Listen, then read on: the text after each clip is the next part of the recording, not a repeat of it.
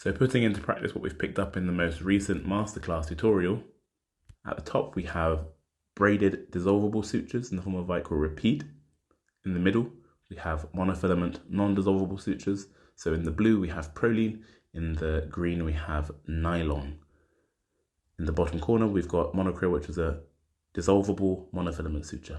Now looking at closer detail at the sutures, you have different needle types. This is cutting, which means the cutting edge is on the inside of the curve, and reverse cutting, which means the cutting edge is on the outside of the needle.